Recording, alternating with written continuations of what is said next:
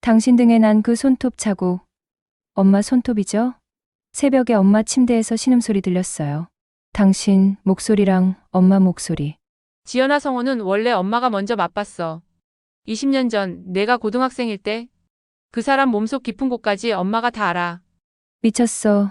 정말 미쳤어요. 엄마. 어떻게 친딸 남편이랑 잠자리를. 지연아, 그 사람이 밤마다 너 안을 때 중얼거리는 이름, 그게 누구 이름인지 알아? 순자. 바로 엄마 이름이야. 나는 박지연. 45살. 이 순간 내 인생의 모든 것이 산산조각 나고 있었다. 가슴 깊은 곳에서 무언가가 날카롭게 찢어지는 고통이 밀려왔다. 온몸이 얼어붙었다. 손끝이 떨렸고 입술이 바짝 말라버렸다. 심장은 미친 듯이 뛰었지만 동시에 너무 아파서 멈춰버릴 것 같았다. 믿었던 남편, 그리고 20년 만에 돌아온 엄마, 두 사람이 내 등 뒤에서, 아니 내 침대 옆방에서 나를 배신하고 있었다는 사실이 도저히 현실로 받아들여지지 않았다. 아니, 받아들이고 싶지 않았다. 이건 악몽이어야 했다. 제발 악몽이기를. 재혼한 지 5년째. 남편 성호와의 생활은 평온했다. 첫 결혼의 상처를 딛고 만난 그는 다정하고 성실한 사람이었다. 48의 나이지만 여전히 단단한 체격과 부드러운 미소를 가진 남자. 그는 나를 소중히 대해줬다.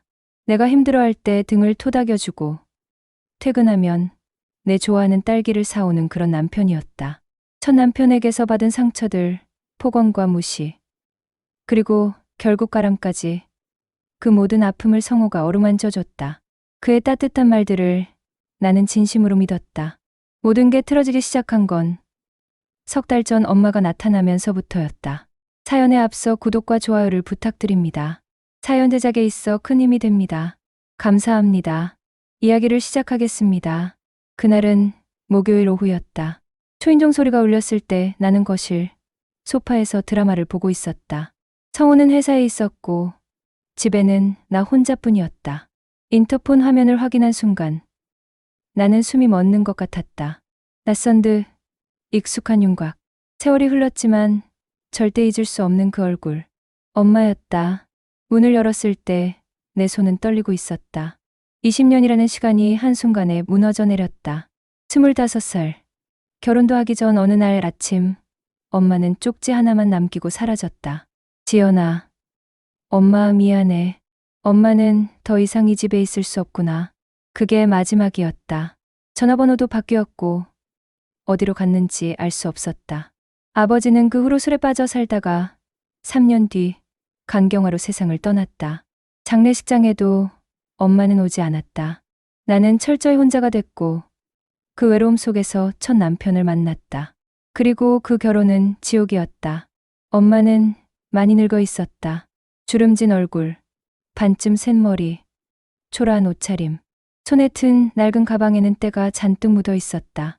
20년 동안 이 사람은 어떻게 살아온 걸까? 그런 생각이 스치면서도 동시에 원망이 치밀어 올랐다. 엄마는 며칠만 재워달라고 했다. 갈 곳이 없다고 했다.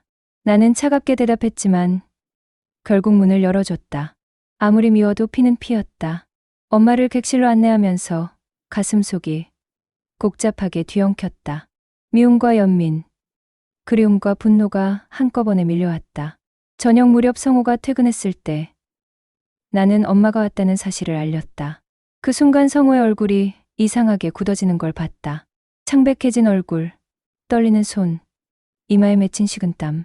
단순히 놀란 표정이 아니었다. 마치 유령을 본 사람처럼 두려움에 질린 표정이었다. 나는 그때 이상하다고 느꼈어야 했다. 왜 남편이 내 엄마 이야기에 저렇게까지 당황하는지. 하지만 나는 그저 갑작스러운 상황이라 그런가 보다 하고 넘겼다. 그게 내 첫 번째 실수였다. 저녁, 식사 시간이 다가왔다. 나는 평소처럼 식탁을 차렸다. 김치찌개와 된장국, 계란말이와 시금치나물. 엄마는 객실에서 나와 조심스럽게 식탁에 앉았다. 성우는 평소와 달리 말이 없었다. 젓가락을 들었다 놓았다를 반복하며 불안한 기색이 역력했다. 엄마가 먼저 입을 열었다. 20년 동안 어떻게 살았는지, 여기저기 떠돌며 식당 일, 공장 일을 했다는 이야기. 나는 건성으로 듣고 있었다.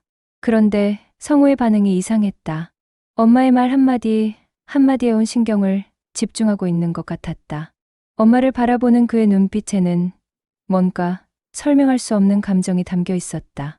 식사를 마치고 설거지를 하는데 뒤에서 성우와 엄마가 나누는 대화가 들렸다. 낮고 조심스러운 목소리. 나는 물을 틀어놓은 채 귀를 기울였다. 하지만 정확히 들리지 않았다.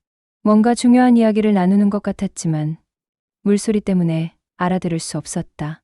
설거지를 끝내고 거실로 돌아왔을 때 두 사람은 이미 대화를 끝낸 상태였다.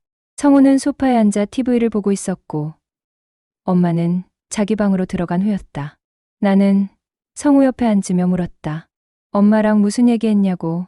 성우는 아무것도 아니라며 얼버무렸다. 그저 옛날 이야기 좀 했다고. 그날 밤 나는 잠을 이룰 수 없었다. 옆에 누운 성우의 숨소리가 평소와 달리 불규칙했다. 잠들지 못하고 뒤척이는 기척이 느껴졌다. 나도 눈을 감았지만 머릿속이 복잡했다. 20년 만에 돌아온 엄마, 이상하게 반응하는 남편. 뭔가 잘못된 느낌이 들었지만 아직은 명확하지 않았다. 다음 날 아침, 성우는 평소보다 일찍 출근했다. 급한 회의가 있다며 서둘러 집을 나섰다. 나는 혼자 커피를 마시며 창밖을 바라봤다. 가을 햇살이 따사로웠지만 내 마음은 왠지 을씨년스러웠다. 엄마는 아침 늦게 일어났다. 부스스한 얼굴로 거실에 나온 엄마는 물 한 잔을 마시며 나를 바라봤다. 그 눈빛이 묘했다. 미안함과 동시에 뭔가 꿍꿍이가 있는 것 같은 느낌. 나는 아침을 차려주며 물었다. 앞으로 어떻게 할 생각이냐고. 엄마는 한동안 일자리를 구해볼 생각이라고 했다. 나이가 있어서 쉽지 않겠지만 최선을 다하겠다고.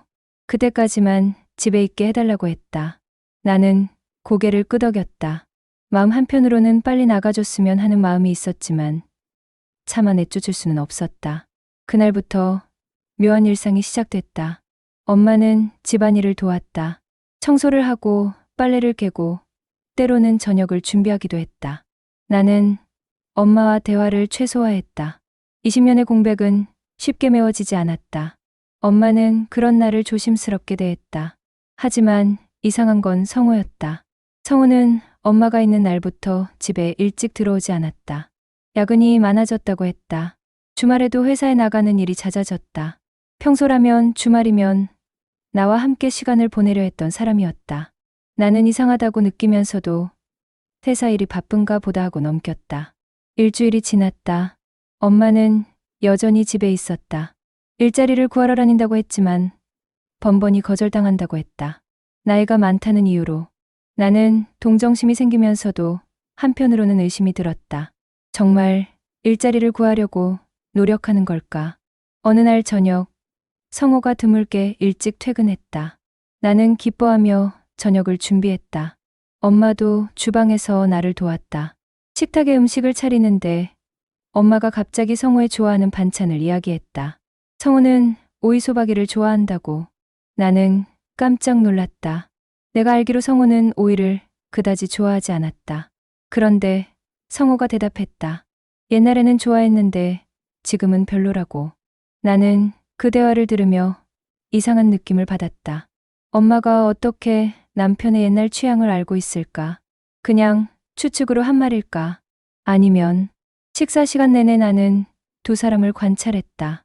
엄마가 성호에게 반찬을 권하는 모습, 성호가 엄마를 바라보는 눈빛. 뭔가 익숙한 느낌이 두 사람 사이에 흐르고 있었다. 마치 오래전부터 알고 지낸 사람들처럼. 그날 밤 나는 성우에게 물어봤다. 엄마를 예전에 만난 적 있냐고. 성우는 고개를 저었다.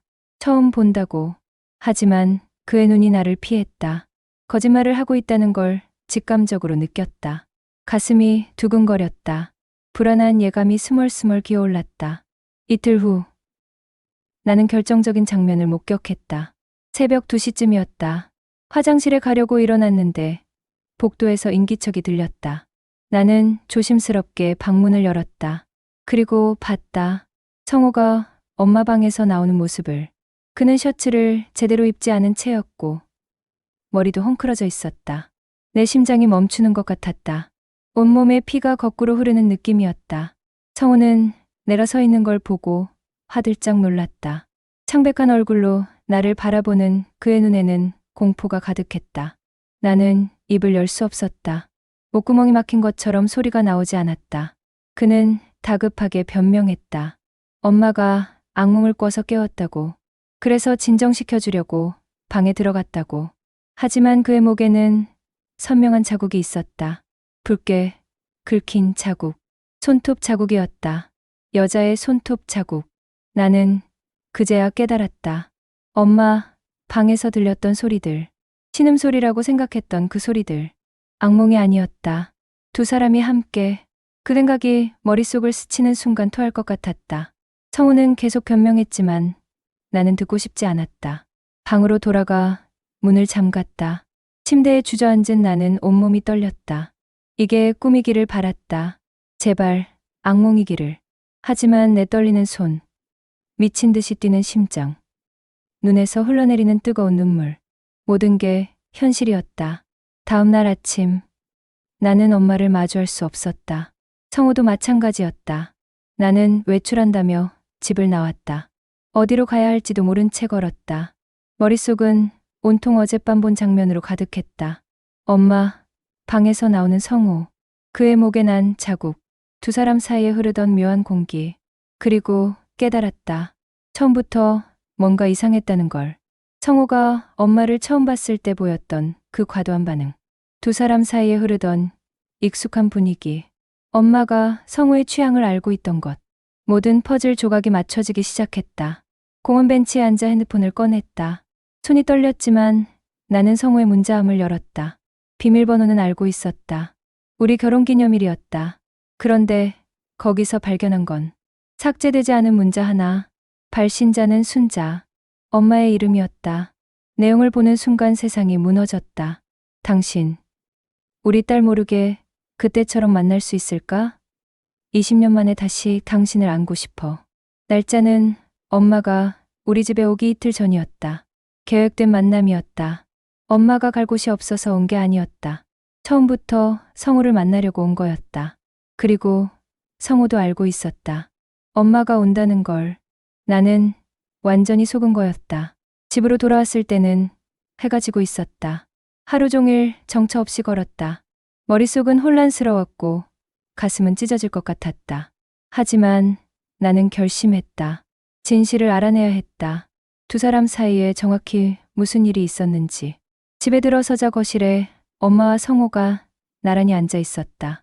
마치 나를 기다리고 있었던 것처럼. 두 사람의 표정은 심각했다. 나는 가방을 내려놓고 그들 앞에 섰다. 더 이상 숨기거나 모른 척할 수 없었다. 입을 연 건 엄마였다. 오랜 침묵 끝에 터져나온 그 고백은 내 삶을 완전히 뒤흔들었다. 20년 전 내가 고등학교 2학년이었을 때 엄마에게는 남자가 있었다. 아버지 몰래 만나던 사람. 그 사람이 바로 성우였다. 당시 성우는 30살의 청년이었다. 작은 무역회사에 다니던 평범한 직장인. 엄마는 40이었다. 아버지의 폭력과 무시 속에서 살던 엄마에게 성우는 구원 같은 존재였다고 했다. 두 사람은 사랑에 빠졌고 1년 넘게 관계를 이어갔다. 나는 그 이야기를 들으며 구역질이 났다. 엄마가 집을 비우는 날이 많았던 이유, 아버지와 더 심하게 싸우던 이유, 모든 게 설명됐다. 나는 아무것도 모른 채 학교에 다니고 친구들과 놀던 그 시간에 엄마는 다른 남자와. 그렇게 1년이 지났을 무렵 엄마는 선택의 기로에 섰다. 성우는 엄마에게 함께 떠나자고 했다. 가족을 버리고 새로운 삶을 시작하자고. 엄마는 고민했다. 딸을 두고 떠날 수는 없었지만 그 지옥 같은 결혼 생활을 계속할 자신도 없었다. 결국 엄마는 혼자 떠났다. 성우도 나도 버리고. 성우에게는 이별을 고했고 나에게는 쪽지만 남겼다. 그리고 20년 동안 소식을 끊었다. 성우는 버림받았다. 사랑했던 여자에게 차인 그는 오랜 시간 방황했다고 한다. 세월이 흘러 성우는 사업으로 성공했다. 그의 무역회사는 규모가 커졌고 안정적인 수입이 생겼다. 하지만 마음속에는 늘 순자가 있었다. 그녀를 잊을 수 없었다. 그러던 어느 날 우연히 나를 만났다. 5년 전 친구의 소개로 만난 소개팅 자리. 성우는 내 얼굴을 보고 깜짝 놀랐다고 한다. 순자와 너무나 닮아 있었기 때문에 나이를 물었을 때 더 놀랐다. 계산해보니 순자의 딸뻘이었다. 혹시나 하는 마음에 가족 관계를 물었고 엄마 이름을 들었을 때 확신했다. 내가 바로 그 딸이라는 걸. 하지만 성우는 그 사실을 숨겼다. 나에게도 자기 자신에게도 그저 우연이라고 운명이라고 생각하려 했다. 순자를 닮은 딸과 사랑에 빠지는 건 이상한 일이 아니라고 스스로를 설득했다. 아니, 어쩌면 진짜 나를 사랑한 게 아니라 나를 통해 순자를 보려 했던 건지도 몰랐다. 우리는 결혼했다. 나는 성호가 진심으로 나를 사랑한다고 믿었다. 그가 첫 남편에게 받은 상처를 치유해 줄 거라고 믿었다. 5년 동안 우리는 평범한 부부로 살았다. 아니, 나만 그렇게 믿었던 거였다. 3개월 전 성호에게 SNS 메시지가 왔다. 순자였다. 20년 만에 그녀가 연락한 것이다. 처음에는 무시하려 했지만 호기심이 생겼다. 그리고 만났다. 몰래. 나 몰래. 순자는 많이 늙어 있었지만 여전히 성호의 마음을 흔들었다. 20년 동안 잊으려 했던 감정이 다시 살아났다. 두 사람은 몇 번 더 만났고 결국 선을 넘었다. 호텔에서, 모텔에서, 내가 모르는 사이에. 그리고 순자가 제안했다. 자기를 집에 들이라고. 딸 모르게 계속 만날 수 있게.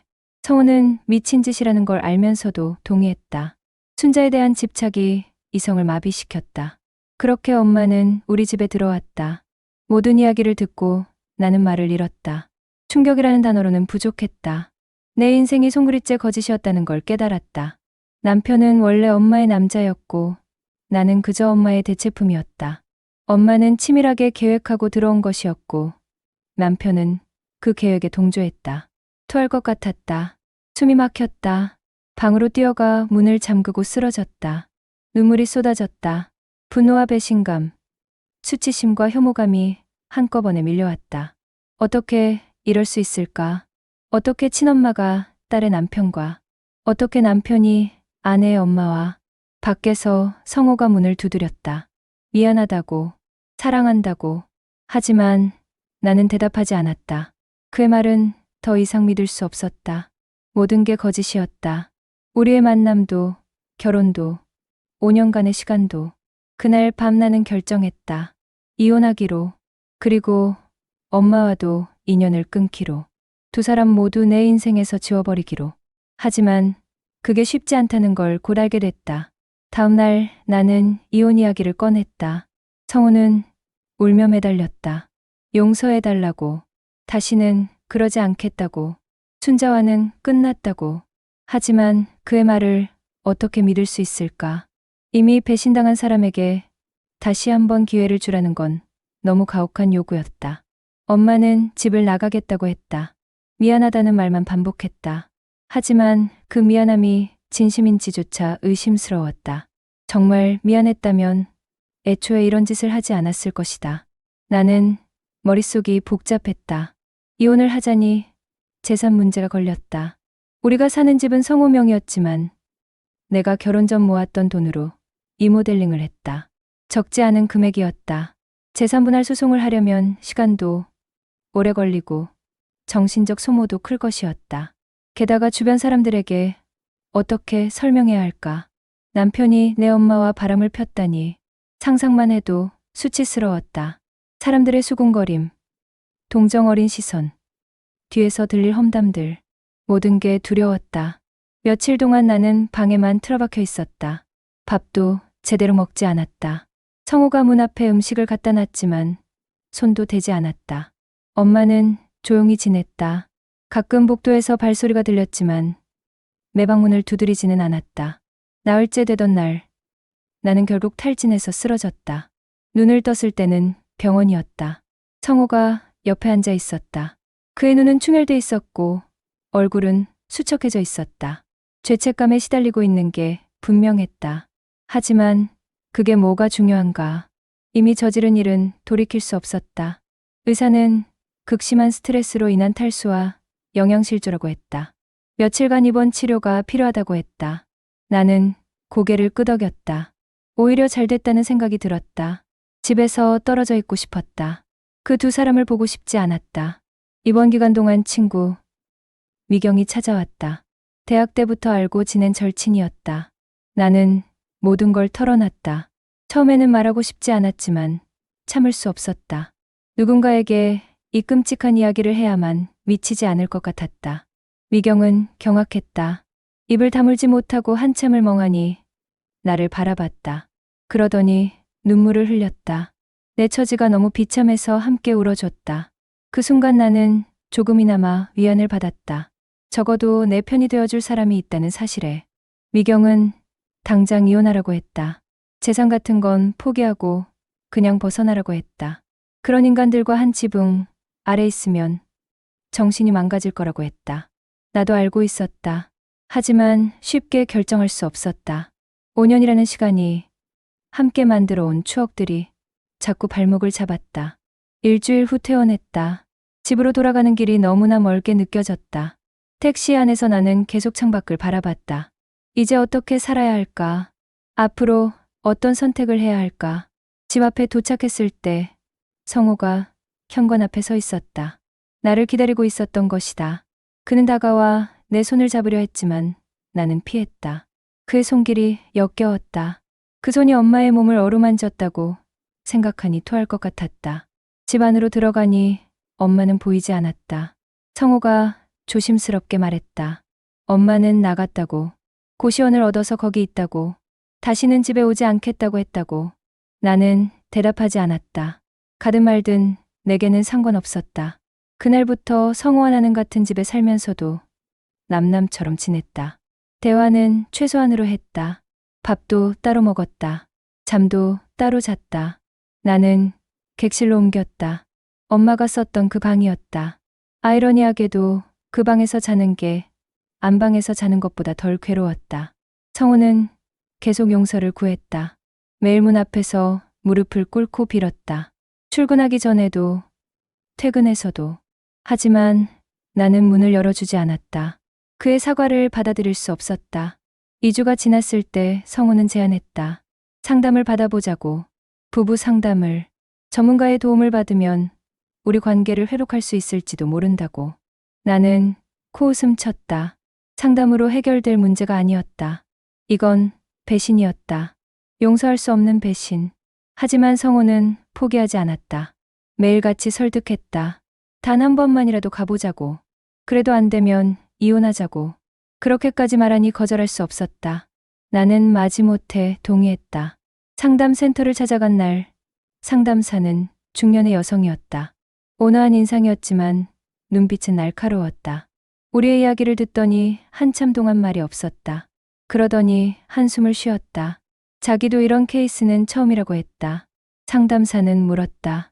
정말 관계 회복을 원하는지 아니면 그냥 정리하고 싶은지. 나는 솔직하게 대답했다. 모르겠다고. 미워하면서도 정리할 용기가 나지 않는다고. 5년이라는 시간이 짧지 않다고. 성호는 울먹였다. 자기가 잘못했다고. 마가 씌었었다고. 순자를 다시 보는 순간 20년 전으로 돌아간 것 같았다고. 이성을 잃었다고. 하지만 지금은 정신을 차렸다고. 나만 사랑한다고. 나는 그 말을 들으며 생각했다. 진심일까? 정말 나를 사랑하는 걸까? 아니면 순자를 잃을까봐 나라도 붙잡으려는 걸까? 순자의 대체품인 나를. 상담은 아무런 도움이 되지 않았다. 오히려 더 혼란스러워졌다. 집으로 돌아오는 길에 나는 성우에게 말했다. 시간이 필요하다고. 지금 당장은 아무 결정도 할 수 없다고. 성우는 고개를 끄덕였다. 기다리겠다고 했다. 그런데 그날 밤 예상치 못한 일이 벌어졌다. 새벽 1시쯤이었다. 현관문이 열리는 소리에 잠에서 깼다. 누가 들어오는 소리였다. 나는 조심스럽게 방문을 열고 복도로 나갔다. 거실에 불이 켜져 있었다. 그리고 거기에 엄마가 서 있었다. 술에 취한 듯 비틀거리고 있었다. 성우가 놀라서 침실에서 나왔다. 두 사람이 마주 섰다. 엄마가 입을 열었다. 성우야 라고 불렀다. 그 목소리에는 절망이 묻어 있었다. 나는 숨을 죽이고 두 사람을 지켜봤다. 무슨 일이 벌어질지 알 수 없었다. 엄마는 울기 시작했다. 못 살겠다고. 성우 없이는 못 산다고. 20년을 기다렸는데 이렇게 끝날 수는 없다고. 지연이를 포기하라고. 자기랑 떠나자고. 내 심장이 얼어붙었다. 엄마는 아직도 성우를 원하고 있었다. 나 따위는 안중에도 없었다. 딸보다 남자가 더 중요한 것이다. 그 사실이 칼날처럼 가슴을 찔렀다. 성우는 당황했다. 엄마를 밀어냈다. 가라고 했다. 다시는 오지 말라고 했다. 하지만 엄마는 매달렸다. 성우의 옷을 붙잡고 늘어졌다. 제발 자기를 버리지 말라고. 20년 전처럼 또 버리지 말라고. 그 광경을 보는 게 너무 고통스러웠다. 나는 거실로 걸어 나갔다. 두 사람이 나를 봤다. 엄마의 눈에는 미안함보다 원망이 서려 있었다. 마치 내가 두 사람 사이를 방해하는 존재인 것처럼. 나는 차갑게 말했다. 엄마, 그만하세요. 이제 끝이에요. 엄마도, 성호도 제 인생에서 지워질 거예요. 더 이상 저를 괴롭히지 마세요. 엄마가 소리쳤다. 넌 모른다고. 사랑이 뭔지 모른다고. 20년을 기다린 게 어떤 건지 모른다고. 나는 웃었다. 허무한 웃음이었다. 엄마는 사랑 때문에 딸을 버렸고 다시 사랑 때문에 딸의 남편을 탐했다. 그게 사랑이라면 차라리 증오가 나았다. 경찰을 불렀다. 엄마를 집에서 내보내야 했다. 경찰이 오자 엄마는 저항했지만 결국 끌려나갔다. 그 모습을 보며 나는 아무 감정도 느낄 수 없었다. 텅 빈 것 같았다. 더 이상 슬프지도 화나지도 않았다. 그저 허무할 뿐이었다. 성우는 그날 밤 내게 무릎을 꿇었다. 정말 끝이라고 했다.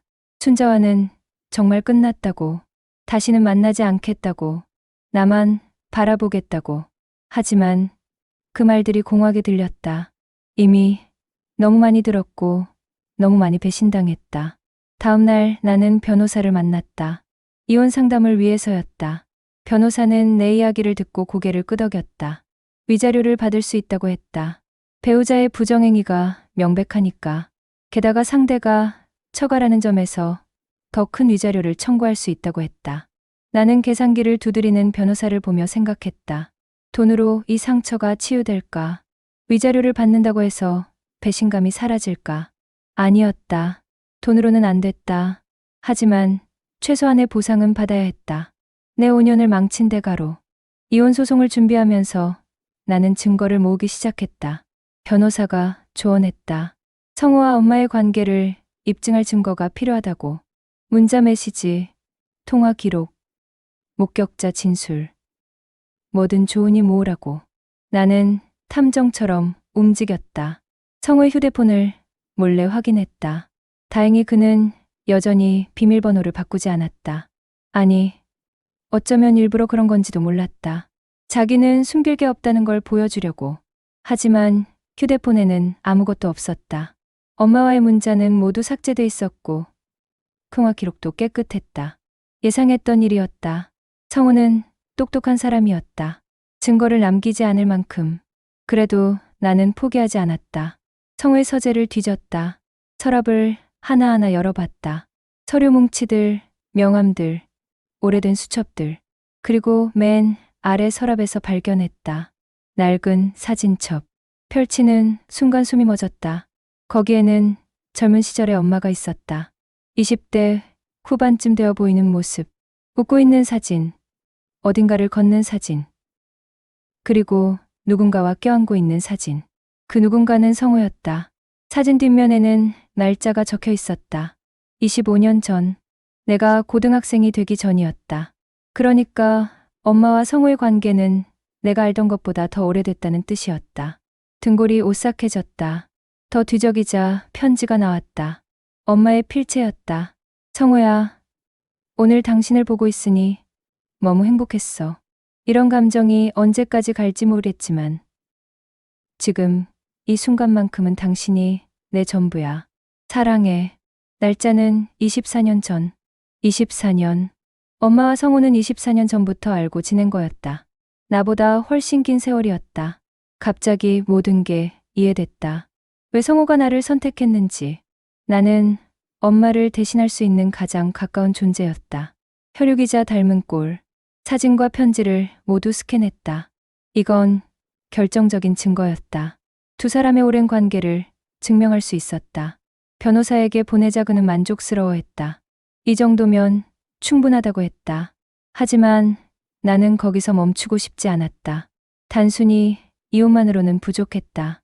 두 사람이 얼마나 더러운 짓을 했는지 세상에 알리고 싶었다. 그들이 받아야 할 대가를 치르게 하고 싶었다. 미경이 제안했다. 방송에 제보하라고. 요즘 사연 프로그램들이 인기라고. 거기에 내 이야기를 보내면 화제가 될 거라고. 나는 망설였다. 내 수치심을 세상에 드러낸다는 게 두려웠다. 하지만 생각을 바꿨다.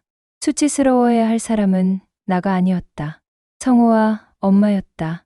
나는 피해자였다. 그들의 이기적인 욕망에 희생당한 사람이었다. 왜 내가 숨어야 하나? 오히려 그들이 숨어야 했다. 며칠 고민 끝에 나는 제보 메일을 보냈다. 내 남편은 어머니의 연인이었다라는 제목으로. 처음부터 끝까지 모든 걸 적었다. 24년 전부터 시작된 두 사람의 관계. 5년 전 나와 성우의 결혼. 그리고 석 달 전 엄마가 들어온 후 벌어진 일들. 일주일 후 방송국에서 연락이 왔다. 사연이 채택됐다고 했다. 직접 출연할 의향이 있는지 물었다. 나는 거절했다. 얼굴을 드러낼 용기는 없었다. 대신 음성 변조와 재연 배우로 진행해달라고 했다. 촬영 날짜가 잡혔다. 그 전에 나는 성우에게 말했다. 방송에 나간다고. 우리 이야기가 전국에 방영될 거라고. 성우는 창백해졌다. 제발 그러지 말라고 빌었다. 회사에서 잘릴 거라고. 인생이 망가질 거라고. 나는 차갑게 대답했다. 그럼 내 인생은 뭔가요? 나는 이미 망가졌어요. 5년 동안 거짓말 속에서 살았고 남편이 엄마와 바람 피우는 걸 목격했어요. 내 인생은 이미 끝났다고요. 당신 것만 소중한가요? 성우는 무릎을 꿇었다. 울면서 빌었다. 하지만 나는 마음을 바꾸지 않았다. 이미 결심한 일이었다. 그들이 치러야 할 대가였다. 방송 녹화 날 나는 스튜디오에 들어갔다. 패널들이 앉아 있었고 MC가 대본을 검토하고 있었다. 나는 가림막 뒤에 앉아 마이크를 잡았다. 손이 떨렸다. 이제 돌이킬 수 없다는 생각에 두려움이 밀려왔다. 하지만 녹화가 시작되자 오히려 마음이 차분해졌다. 내 이야기를 들려주는 동안 패널들의 표정이 점점 굳어지는 게 보였다. 누군가는 손으로 입을 막았고 누군가는 고개를 저었다. MC조차 할 말을 잃은 듯 했다. 재연 배우가 우리의 이야기를 연기하는 장면이 화면에 나왔다.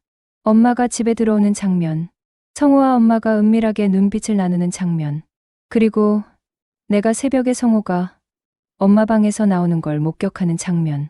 모든 게 생생하게 재현됐다. 패널 중 한 명이 분노했다. 어떻게 친엄마가 딸의 남편과 그럴 수 있냐고. 이건 단순한 불륜이 아니라 근친상간에 가깝다고. 윤리적으로 용납할 수 없는 일이라고. 다른 패널들도 동조했다. 모두가 내 편이었다. 녹화가 끝나고 PD가 다가왔다. 수고했다며 위로했다. 이 방송이 나가면 큰 반향이 있을 거라고 했다. 나는 고개를 끄덕였다. 이제 세상이 알게 될 것이다. 성우와 엄마가 얼마나 끔찍한 짓을 했는지. 방송은 2주 후에 나갔다. 그 사이 나는 집에서 조용히 지냈다. 성우는 계속 애원했지만 나는 들은 척도 하지 않았다. 그는 회사에도 제대로 나가지 못하고 집에서 술만 마셨다. 방송이 나가면 모든 게 끝난다는 걸 알고 있었다. 방송 당일 나는 친구 미경의 집에 있었다. 혼자 보기 싫었다. 미경이 내 손을 꽉 잡아줬다. 화면에 내 이야기가 흘러나왔다.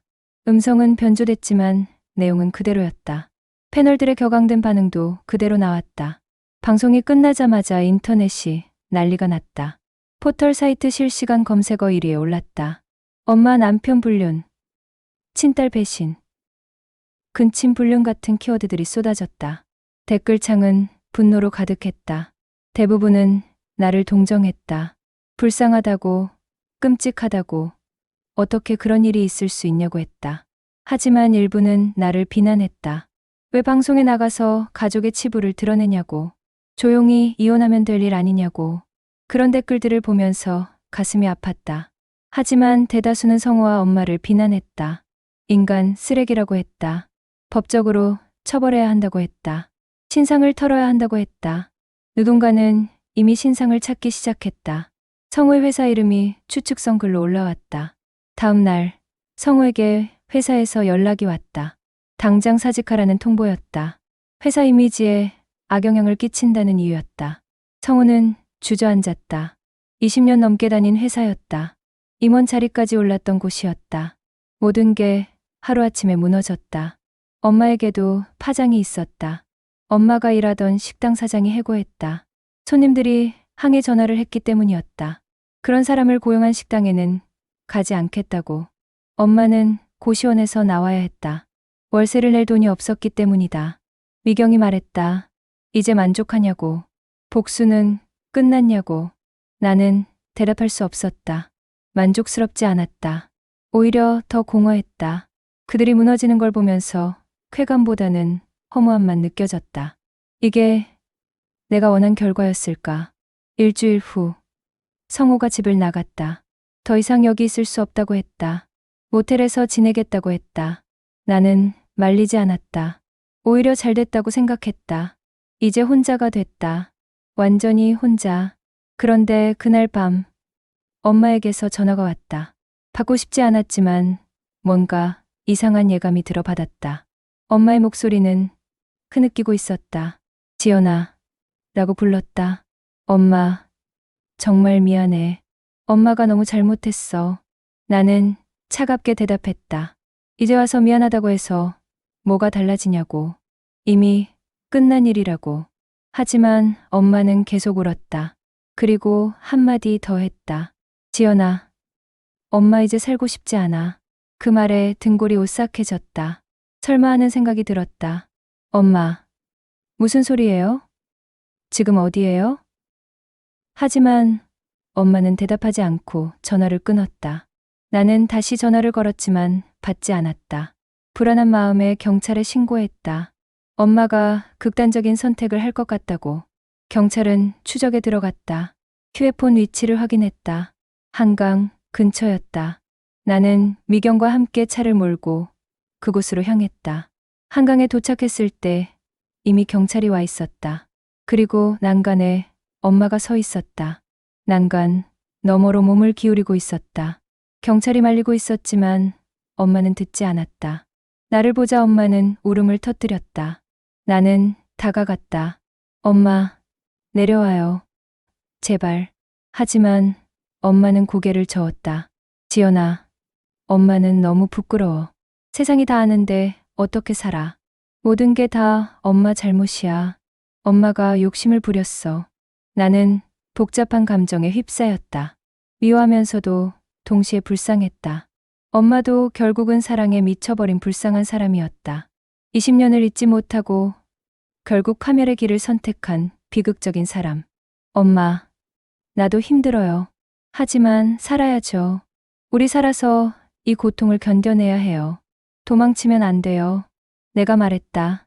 엄마는 나를 바라봤다. 눈물로 범벅이 된 얼굴이었다. 미안해, 지연아. 정말 미안해. 경찰이 순간을 틈타 엄마를 붙잡았다. 엄마는 저항하지 않았다. 그대로 주저앉아 울기만 했다. 나는 그 모습을 보며 눈물을 흘렸다. 미웠지만 결국 엄마였다. 피를 나눈 사람이었다. 엄마는 정신병원에 입원했다. 심한 우울증 진단을 받았다. 나는 입원비를 냈다. 그게 내가 할 수 있는 마지막 꼴이라고 생각했다. 미경은 너무 착하다고 했다. 그런 엄마한테 왜 돈을 쓰냐고. 하지만 나는 그냥 내버려둘 수 없었다. 성우는 엄마의 소식을 듣고 연락해왔다. 자기도 입원비를 내겠다고 했다. 나는 거절했다. 당신 돈은 받고 싶지 않다고. 대신 이혼 서류에 도장이나 찍으라고 했다. 성우는 한참을 침묵하다가 알겠다고 했다. 이혼 서류가 도착했다. 성우의 도장이 찍혀 있었다. 나는 내 도장을 찍고 법원에 제출했다. 이제 정말 끝이었다. 5년의 결혼 생활이 종이 한 장으로 정리됐다. 재산 분할로 나는 집을 받았다. 성호가 양보한 것이었다. 위자료도 받았다. 적지 않은 금액이었다. 하지만 그 돈이 행복을 가져다 주지는 않았다. 그저 빚진 것을 받은 기분이었다. 이혼이 확정된 후 나는 집을 팔았다. 그 집에서 더 이상 살 수 없었다. 너무 많은 기억이 담겨 있었다. 행복했던 기억들도, 배신당한 기억들도, 모든 걸 지우고 싶었다. 작은 아파트로 이사했다. 새로운 동네에서 새로운 시작을 하려고 했다. 하지만 쉽지 않았다. 방송 이후로 내 이야기는 인터넷에 계속 떠돌았다. 가끔 사람들이 알아보는 것 같았다. 수근거리는 소리가 들렸다. 직장도 그만뒀다. 동료들의 시선이 부담스러웠다. 동정, 어린 눈빛들, 호기심, 가득한 질문들. 견딜 수 없었다. 당분간 쉬면서 생각을 정리하기로 했다. 6개월이 지났다. 엄마는 여전히 병원에 있었다. 가끔 면회를 갔다. 엄마는 많이 수척해져 있었다. 머리는 완전히 새었고 얼굴에는 깊은 주름이 팼다. 약물 치료 때문에 멍한 표정이었다. 엄마는 내게 계속 미안하다고 했다. 매번 같은 말만 반복했다. 나는 그저 고개를 끄덕일 뿐이었다. 용서한다고 말할 수는 없었다. 아직은 아니었다. 어쩌면 영원히 용서하지 못할지도 몰랐다. 성우의 소식은 미경을 통해 들었다. 지방으로 내려갔다고 했다. 작은 회사에 취직했다고 했다. 혼자 살고 있다고 했다. 나는 그 소식에 아무런 감정도 느끼지 못했다. 그는 이미 내 인생에서 지워진 사람이었다. 어느 날 우편함에 편지가 들어 있었다. 성우의 편지였다. 열을까 말까 고민했지만 결국 열었다. 짧은 내용이었다. 지연아, 내가 저지른 죄는 용서받을 수 없다는 걸 안다. 다만 한 가지는 알아줬으면 한다. 너를 처음 만났을 때부터 지금까지 내 마음 한편에는 항상 내가 있었다. 순자의 그림자가 아니라 박지연이라는 한 사람으로. 행복해라, 성우. 편지를 읽고 나는 울었다. 분노도, 슬픔도, 연민도 아닌 복잡한 감정 때문에 울었다. 이 사람은 진심이었을까? 정말 나를 사랑했던 걸까? 아니면 끝까지 자기 합리화를 하는 걸까? 알 수 없었다. 영원히 알 수 없을 것 같았다. 계절이 바뀌었다. 가을이 왔다. 나는 천천히 일상으로 돌아가려고 노력했다. 새로운 직장을 알아봤다. 작은 출판사에서 편집 일을 시작했다. 조용히 일할 수 있는 곳이었다. 사람들은 내 과거를 모르는 것 같았다. 저녁이면 혼자 한강을 걸었다. 엄마가 서 있던 그 난간을 지나칠 때면 가슴이 먹먹해졌다. 그날 밤의 기억이 선명하게 떠올랐다. 엄마의 울음소리, 절규하는 목소리, 결국 살아남은 우리. 1년이 지났다. 엄마는 퇴원했다. 요양원으로 옮겼다. 내가 비용을 대고 있었다. 미경은 여전히 이해할 수 없다는 표정이었다. 하지만 나는 그래야 할 것 같았다. 엄마를 버릴 수 없었다. 증오하면서도 버릴 수 없었다. 어느 날 요양원에서 연락이 왔다. 엄마가 면회를 거부한다고 했다. 더 이상 나를 만나고 싶지 않다고 했다. 미안해서 얼굴을 볼 수 없다고 했다. 나는 이해했다. 어쩌면 그게 엄마가 할 수 있는 마지막 배려인지도 몰랐다. 성우는 다시 결혼했다는 소문을 들었다. 지방에서 만난 여자와 평범한 사람이라고 했다. 나는 축하한다고 말할 수 없었다. 그저 그가 이번엔 제대로 살기를 바랄 뿐이었다. 더 이상 누군가를 망치지 않기를. 나는 여전히 혼자였다. 새로운 사랑을 시작할 용기가 나지 않았다. 누군가를 믿는다는 게 두려웠다. 다시 배신당할까봐, 다시 상처받을까봐. 하지만 괜찮았다. 혼자라도 살 수 있었다. 천천히 조금씩 나아지고 있었다. 어느 봄날 집 앞 공원에 벚꽃이 만개했다. 나는 벤치에 앉아 그 꽃잎들이 흩날리는 걸 바라봤다. 아름다웠다. 고통 속에서도 세상은 여전히 아름다웠다. 그 사실이 위로가 됐다. 핸드폰이 울렸다. 미경이었다. 저녁이나 먹자고 했다. 나는 웃으며 대답했다. 그래, 나가자. 오랜만에 술이나 한잔하자. 미경이 웃었다. 좋아. 오늘은 내가 산다.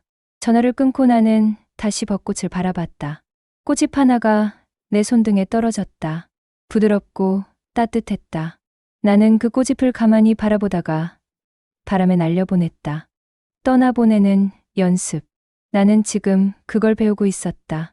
그로부터 2년이 더 흘렀다. 나는 48이 됐다. 여전히 혼자 살고 있다. 하지만 외롭지 않다. 일도 안정됐고 작은 행복들을 찾는 법을 배웠다. 아침, 커피 한 잔의 여유, 퇴근 후 읽는 책 한 권, 주말에 보는 영화 한 편. 그런 소소한 것들이 나를 지탱해준다. 엄마는 작년에 돌아가셨다. 요양원에서 조용히 숨을 거뒀다. 마지막까지 나를 보지 않으려 했다. 장례식에서 나는 울지 않았다. 이미 다 울어버렸기 때문이다. 엄마의 영정 사진을 보며 생각했다. 이 사람도 결국은 사랑 때문에 망가진 불쌍한 사람이었다고. 성화는 완전히 연락이 끊겼다. 그가 어떻게 사는지 모른다. 알고 싶지도 않다. 그는 내 과거일 뿐이다. 더 이상 내 현재나 미래가 아니다. 가끔 그때 일을 떠올린다. 방송에 나간 선택이 옳았을까? 그들을 그렇게까지 무너뜨려야 했을까? 후회되는 날도 있다. 하지만 돌이킬 수 없다. 이미 벌어진 일이다. 다만 한 가지 깨달은 게 있다. 복수는 아무것도 해결해주지 않는다는 것. 그들이 무너지는 걸 봐도 내 상처는 아물지 않았다. 오히려 시간만이 치유해줬다. 천천히, 아주 천천히. 요즘 나는 글을 쓴다. 내 이야기를 소설로 만들고 있다.